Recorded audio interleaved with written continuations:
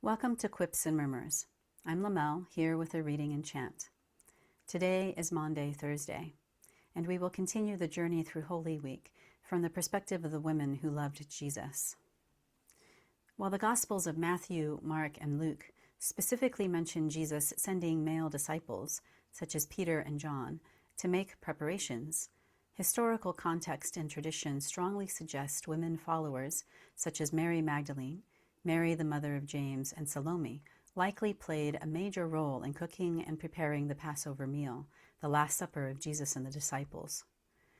We will hear some of Marg Mowczko's thoughts and conclusions from a blog post titled, Were There Women at the Last Supper? Marg Mowczko is an Australian theologian and researcher with a master's degree in early Christian and Jewish studies from Macquarie University.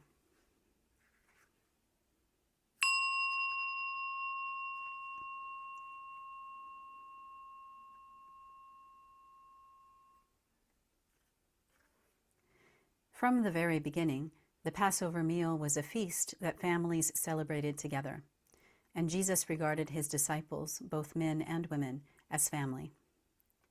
In Matthew's retelling of the Last Supper, the 12 are mentioned specifically in Matthew 26:20.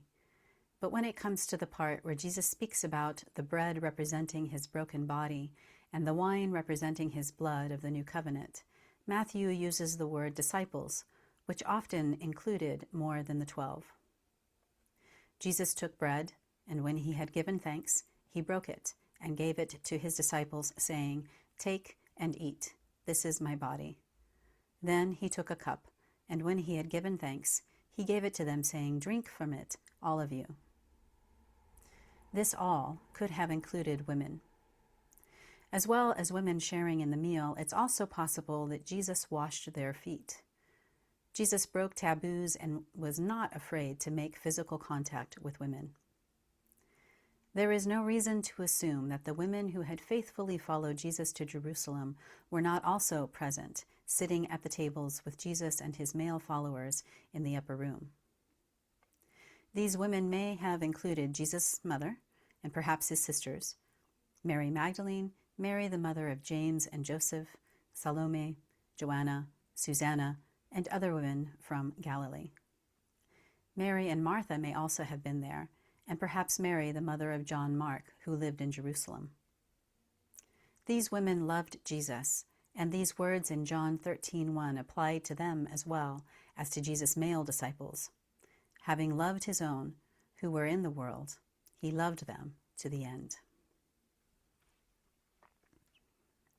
Poem, Washing Feet.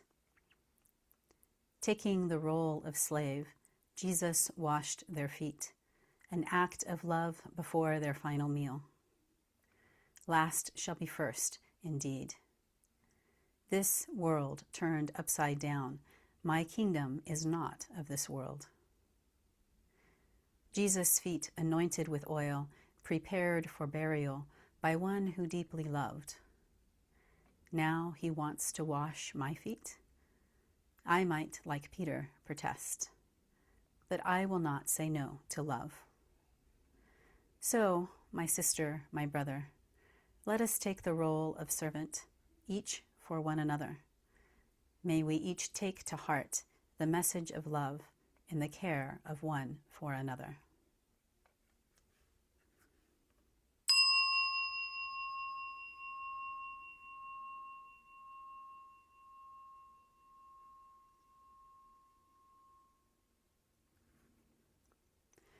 Love anoints, washes and dries, that which carries us onward, prepares the heart for whatever may come.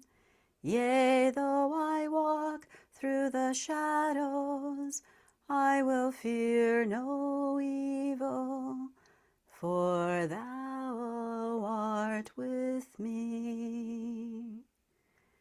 Love anoints, washes and dries, that which carries us onward, prepares prepares the heart for whatever may come.